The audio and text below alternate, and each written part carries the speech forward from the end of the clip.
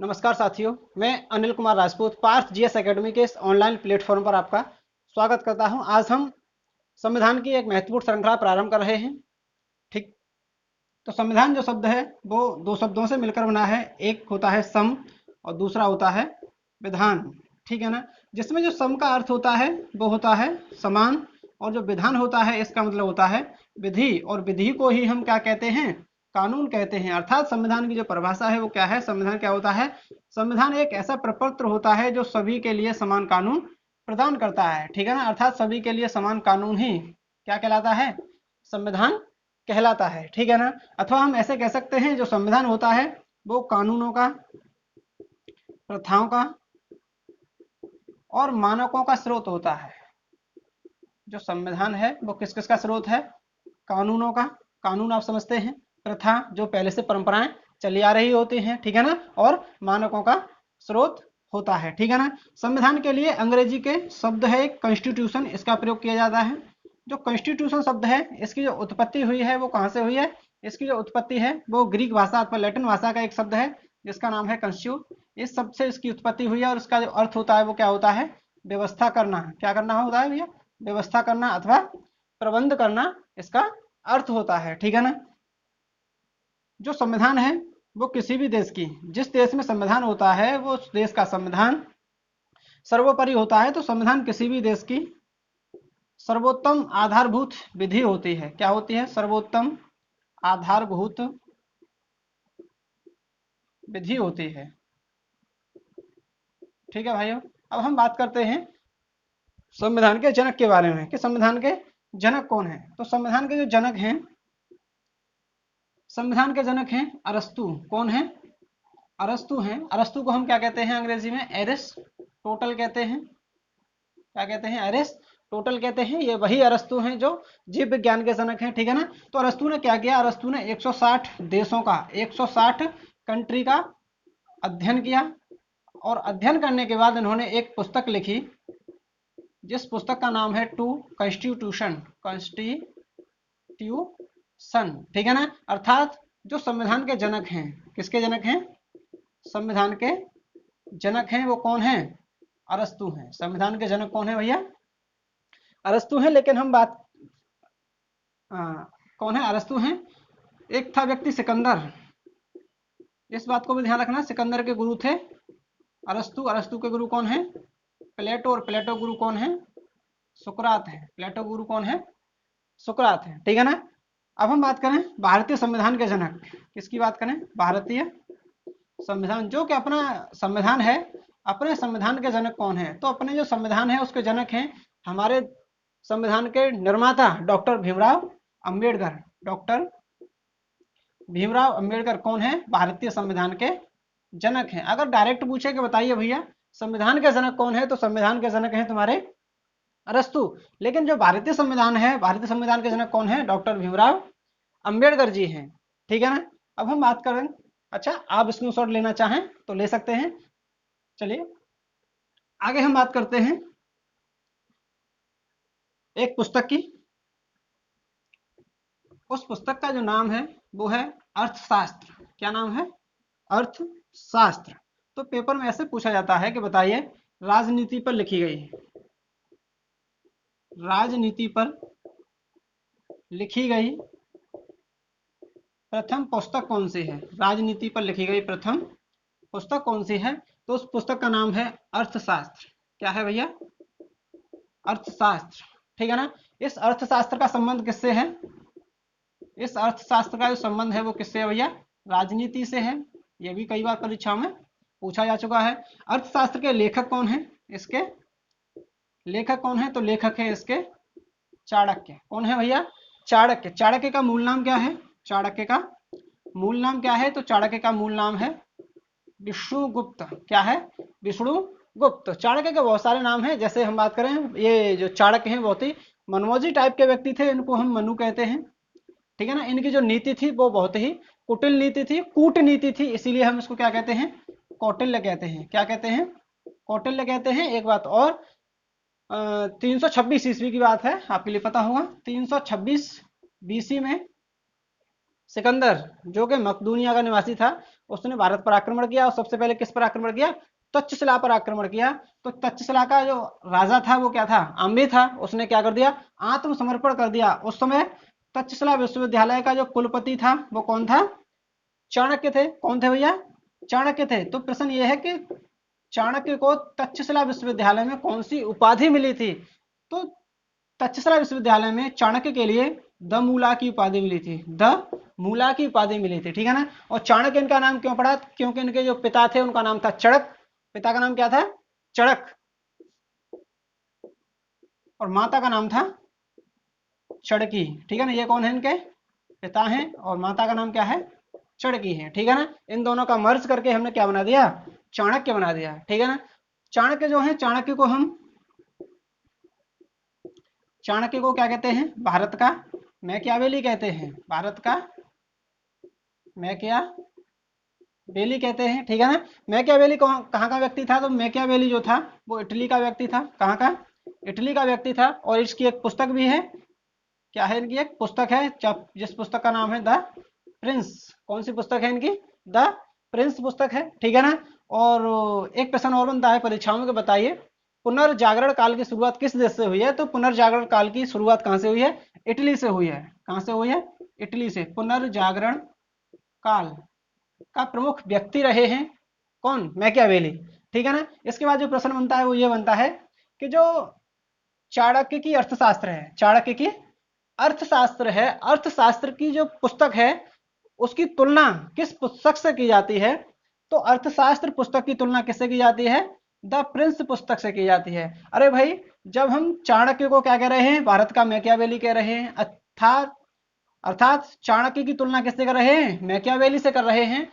तो जो अर्थशास्त्र की तुलना है वो किससे होगी? द प्रिंस से होगी, ठीक है ना। उसके बाद हम बात करें अर्थशास्त्र की, तो ये पुस्तक जो है, इस पुस्तक की खोज, किसकी खोज? अर्थशास्त्र पुस्तक की खोज 1909 ईस्वी में की गई। किसने की? तो BHU समझते हैं आप, बनारस हिंदू विश्वविद्यालय है, ठीक है ना। BHU के लाइब्रेरियन, एक लाइब्रेरी में एक व्यक्ति रहता था जिसका नाम था शाम शास्त्री। क्या नाम था? शाम शास्त्री। इस व्यक्ति ने अर्थशास्त्र पुस्तक की खोज की है, ठीक है ना। जो अर्थशास्त्र पुस्तक है वो किस में लिखी हुई है? संस्कृत भाषा में लिखी हुई है। और जो BHU है, बनारस हिंदू विश्वविद्यालय, इसकी स्थापना किसने की है? तो इसकी स्थापना की है ट्रिपल एम ने। ट्रिपल एम जहां पर भी आएगा तो आप समझ सकते हैं ये नाम होता है मदन मोहन मालवीय। मदन मोहन मालवीय, ठीक है भाई। इसके बाद हम बात करते हैं कुछ डेफिनेशंस की, कि किस व्यक्ति ने संविधान के बारे में अपना क्या क्या मत दिया है, ठीक है ना। ऐसे मत अथवा ऐसे कथन बड़ी परीक्षाओं में पूछे जाते रहते हैं। अगर आप लोगों ने बड़ी परीक्षाओं को फेस किया होगा तो ऐसे प्रश्नों को अवश्य फेस किया होगा। जैसे हम बात करें कुछ कथन से पहले चलिए कथन की बात कर लेते हैं। अरस्तु क्या कहते हैं संविधान के बारे में? तो अरस्तु कहते हैं कि जो संविधान होता है, जो संविधान है वो किसी देश का दर्पण होता है।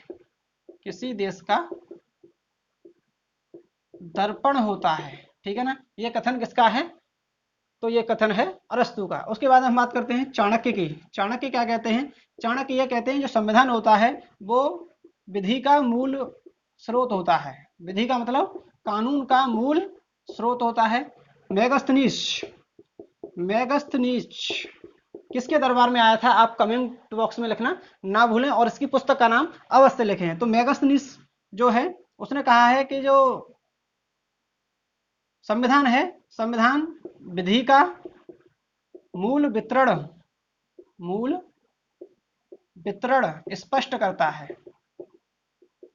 एक और व्यक्ति है जिसका नाम है अर्नेस्ट हेकल। अर्नेस्ट हेकल ये कहते हैं कि जो संविधान होता है उससे देश की समस्त व्यवस्थाएं संचालित होती हैं।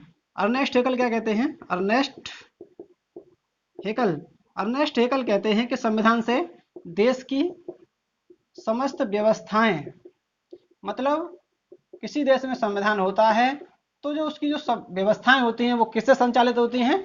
संविधान से संचालित होती हैं। व्यवस्थाएं संचालित होती हैं। एक बार मैं रिपीट किए देता हूं कि जो संविधान होता है वो किसी देश का दर्पण होता है। कौन कहते हैं? अरस्तु कहते हैं। संविधान विधि का मूल स्रोत होता है। किसने कहा है? चाणक्य ने कहा है। विधि का मूल वितरण स्पष्ट करता है कौन? संविधान। किसने कहा है? मेगास्थनीज ने कहा है। और जो संविधान है, संविधान से देश की समस्त व्यवस्थाएं संचालित होती हैं, ये किसने कहा है? अर्नेस्ट हेकल ने कहा है। ठीक है ना, इतनी आप कथन ध्यान रखना। उसके बाद हम बात करते हैं कि भारत विश्व में सबसे पहला संविधान किसने बनाया। ठीक है ना, तो विश्व में सबसे पहला जो संविधान है वो किसने बनाया है? अमेरिका ने बनाया है। अमेरिका आजाद हुआ था 4 जुलाई 1776 को। 4 जुलाई 1776 को जब आजाद हो गया तो ब्रिटेन ने अमेरिका के जॉर्जिया शहर में अपना पहला संविधान बनाया था। ठीक है ना, तो सर्वप्रथम संविधान किसने बनाया है? अमेरिका ने बनाया है। किसने बनाया है? अमेरिका ने बनाया है। अमेरिका आजाद कब हुआ? तो 4 जुलाई 1776 को अमेरिका आजाद हुआ है। ठीक है ना, तो 4 जुलाई को अपना क्या मनाता है? ये स्वतंत्रता दिवस मनाता है। अमेरिका का स्वतंत्रता दिवस कब का होता है भैया? 4 जुलाई का होता है। और अमेरिका का जो राष्ट्रपति होता है, यहाँ से एक बात और ध्यान रखना, जो अमेरिका का राष्ट्रपति होता है उसका जो कार्यकाल होता है वो कितने वर्ष का होता है? 4 वर्ष का होता है। ठीक है ना, आगे चलें तो ब्रिटेन ने अमेरिका के जॉर्जिया में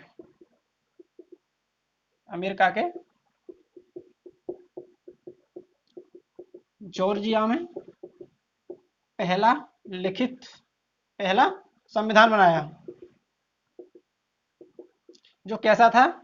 मौखिक था। ये मौखिक का मतलब अलिखित संविधान था। ठीक है ना, बाद में पहला लिखित संविधान किसने बनाया है? तो पहला लिखित संविधान भी किसने बनाया है? अमेरिका ने बनाया है। पहला लिखित संविधान किसने बनाया है? अमेरिका ने बनाया है। ठीक है ना, अमेरिका की संसद को हम क्या कहते हैं? अमेरिका की संसद। तो अमेरिका की जो संसद है उसको हम कहते हैं कांग्रेस। क्या कहते हैं?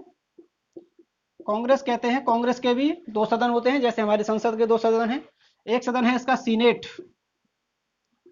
सीनेट को हम कहते हैं उच्च सदन। और हाउस ऑफ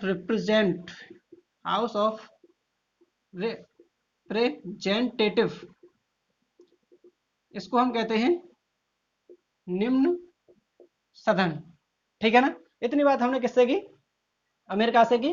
तो चाहे पहला लिखित संविधान हो चाहे पहला अलिखित संविधान हो, किसने बनाया है? अमेरिका ने बनाया है। ठीक है ना, अमेरिका का जो स्वतंत्रता दिवस होता है वो हम 4 जुलाई को मनाते हैं। और अमेरिका की संसद को हम कांग्रेस कहते हैं। ठीक है ना, चलिए आगे हम संविधान के प्रकार पर बात करेंगे। ठीक है ना, तो जो संविधान के प्रकार होते हैं, तो संविधान कई प्रकार का होता है। जैसे हम एक देखेंगे, अलिखित संविधान, अलिखित अथवा मौखिक संविधान। और दूसरा होता है लिखित संविधान। कैसा? लिखित संविधान। ठीक है ना, तो यहां पर हम 2 चीजें देखेंगे। एक तो होगा तुम्हारा कानून। क्या होगा? कानून। और दूसरी होगी प्रथा। यहां पर भी क्या होगा? कानून और प्रथा होगा। ठीक है ना, तो जो अलिखित संविधान होता है अथवा मौखिक संविधान होता है उसमें कानूनों को वरीयता नहीं दी जाती है। किसको वरीयता दी जाती है? प्रथाओं को वरीयता दी जाती है। अर्थात ऐसा देश जिसमें कानूनों को न मान करके क्या माना जाता है? प्रथाओं को माना जाता है।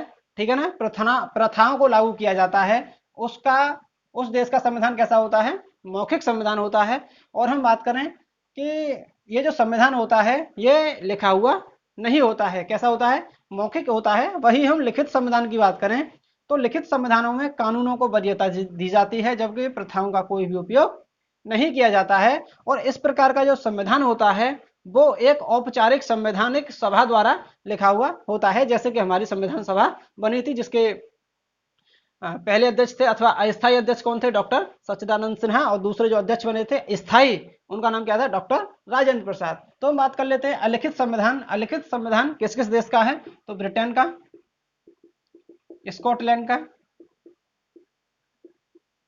और आयरलैंड का। इन सब देशों का संविधान कैसा है? अलिखित संविधान है अथवा मौखिक संविधान है। लिखित संविधान किसका है? तो भारत का है, अमेरिका का है, और भी बहुत सारे देश हैं जिनका कैसा संविधान है? लिखित संविधान है। ठीक है ना, तो यहाँ से जो प्रश्न बनते हैं उन प्रश्नों पर एक बार और नजर देख लेते हैं। जैसे एक प्रश्न बनता है कि बताइए विश्व का सबसे बड़ा लिखित संविधान किसका है। विश्व का सबसे बड़ा लिखित संविधान किस देश का है। तो विश्व का सबसे बड़ा लिखित संविधान किस देश का है भैया। विश्व का सबसे बड़ा लिखित संविधान है भारत देश का। अपना देश जो भारत है उसका सबसे बड़ा संविधान है। क्यों है? क्योंकि इसमें 395 अनुच्छेद हैं। कितने अनुच्छेद हैं? 395 इसमें अनुच्छेद हैं। अथवा हम धाराओं की बात करें, कभी कभी एग्जामिनर क्या होता है इस अनुच्छेद को पूछता है लेकिन 395 नहीं देता है, तो वो क्या दे देता है, धाराओं की संख्या दे देता है। तो धाराओं की संख्या इस समय कितनी है? 470 के आसपास है। ठीक है ना। ऐसे ही विश्व का सबसे छोटा संविधान पूछ लेता है। विश्व का सबसे छोटा संविधान अथवा छोटा लिखित संविधान। तो विश्व का सबसे छोटा लिखित संविधान किस देश का है? तो अमेरिका का है। किसका है भैया? अमेरिका का है। अमेरिका का संविधान सबसे छोटा क्यों है? क्योंकि इसमें कुल मिलाकर के 7 अनुच्छेद हैं। कितने अनुच्छेद हैं? 7। ओनली 7 अनुच्छेद हैं अमेरिका के संविधान में। ठीक है भाइयों, आगे हम चले तो अगला डेरिवेशन होता है इसका संविधान का, कठोर संविधान और लचीला संविधान। तो कठोर संविधान क्या होता है? कठोर संविधान, कठोर संविधान ऐसा संविधान होता है, एक होगा तुम्हारा कठोर संविधान और दूसरा होगा लचीला संविधान। कैसा संविधान? लचीला संविधान। तो कठोर संविधान क्या होता है? ऐसा संविधान अथवा ऐसा देश जिसकी व्यवस्था में परिवर्तन करना बहुत ही कैसा होता है? मुश्किल काम होता है। और परिवर्तन करने के लिए अथवा संविधान संशोधन करने के लिए 2/3 सदस्यों का बहुमत चाहिए। और क्या चाहिए? आधे से अधिक राज्यों का क्या चाहिए? अनुमोदन चाहिए। मतलब आधे से अधिक राज्य भी अपने विधानमंडल में इस विधेयक को क्या करें? पारित करें। ठीक है ना। तो कठोर संविधान क्या होता है? ऐसा संविधान जिसमें परिवर्तन करना अत्यंत मुश्किल होता है। परिवर्तन अथवा संशोधन करना अत्यधिक मुश्किल काम होता है। ठीक है ना। संशोधन करने के लिए 2/3 बहुमत चाहिए। और क्या चाहिए? आधे से अधिक राज्यों का, आधे से अधिक राज्यों का अनुमोदन चाहिए, अनुमोदन चाहिए। तो वो संविधान कैसा कहलाएगा? कठोर संविधान कहलाएगा। लचीला संविधान क्या होता है? इसमें आसानी से परिवर्तन हो जाता है। कैसे परिवर्तन हो जाता है भैया? आसानी से परिवर्तन हो जाता है। तो कठोर संविधान कहाँ का है? तो विश्व का सबसे कठोर संविधान, विश्व का सबसे कठोर संविधान किसका है? विश्व का सबसे कठोर संविधान है अमेरिका का। सबसे छोटा भी और सबसे कठोर संविधान कहाँ का है? अमेरिका का है। कठोर क्यों है? क्योंकि अमेरिका का जो संविधान है वो 4 जुलाई 1776 को बना, 76 के बाद बना। और अब तक इसमें कुल जो संशोधन हुए हैं वो हुए हैं 28 बार। मतलब अब तक कुल 28 बार संशोधन इसमें हुआ है। ठीक है ना। अर्थात जो विश्व का सबसे कठोर संविधान है वो कौन सा है? अमेरिका का है। ठीक है ना। और लचीला संविधान कहाँ का है? भारत का है। कहाँ का है भैया? भारत का है। ठीक है ना। अब हम कुछ देखेंगे नोट करके एक नजर।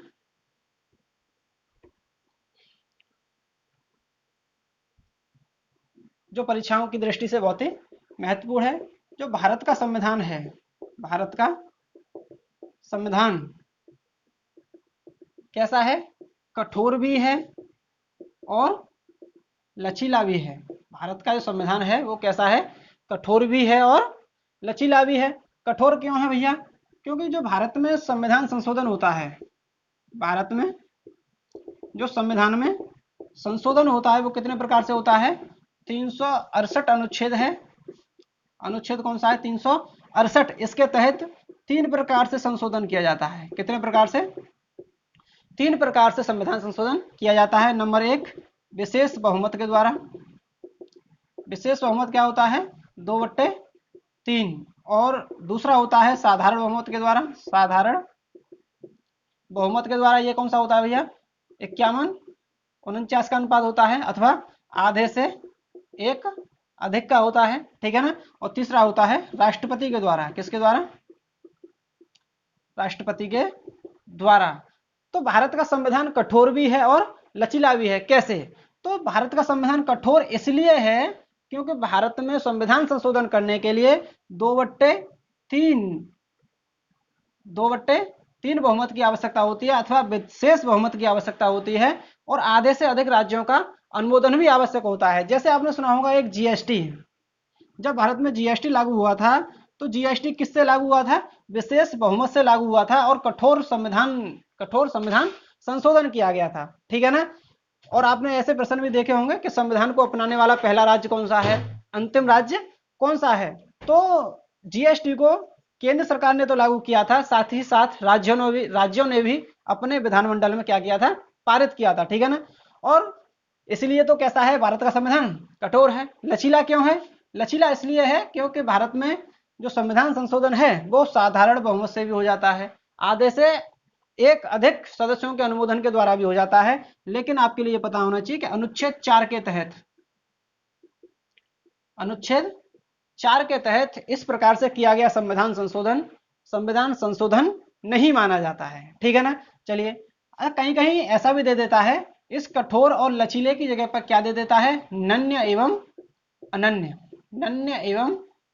अनन्य। भारत का संविधान है कैसा है? नन्य एवं अनन्य अथवा कठोर एवं लचीला है। ठीक है ना? चलिए आगे हम बात करते हैं कुछ कथन की और, कि जो व्यक्ति हैं, जो राजनीतिज्ञ हैं, वो भारत के संविधान के बारे में क्या क्या कहते हैं। तो एक व्यक्ति हैं जिनका नाम है सर आइवर। कथन देख लेते हैं। एक व्यक्ति हैं सर आइवर कहते हैं कि जो भारत का संविधान है, भारत का संविधान कैसा है? कठोर है। भारत का संविधान कठोर है। एक व्यक्ति हैं एच.सी. हियर, ये कहते हैं कि जो भारत का संविधान है वो कठोर भी है प्लस लचीला भी है, दोनों प्रकार का है। ठीक है ना? और ये कहते हैं कि भारत का जो संविधान है वो अर्ध संघात्मक है। कैसा है? अर्ध संघात्मक है। उसी प्रकार से एक और व्यक्ति हैं सर आई जेनिंग, वो कहते हैं कि जो भारत का संविधान है वो भारत का जो संविधान है वो वकीलों का स्वर्ग है। क्या है? वकीलों का स्वर्ग है। ऐसे परीक्षाओं में प्रश्न आते रहते हैं। चलिए आज का वीडियो हम इतना ही रखते हैं। ठीक है ना? अगर आपके लिए वीडियो पसंद आया तो लाइक और शेयर करना ना भूलें, और अगली वीडियो के लिए चैनल को सब्सक्राइब कर लें। और अगर कोई आपके सुझाव हैं तो आप कमेंट बॉक्स में श्रद्धा से लिखें और शेयर करना ना भूलें। धन्यवाद।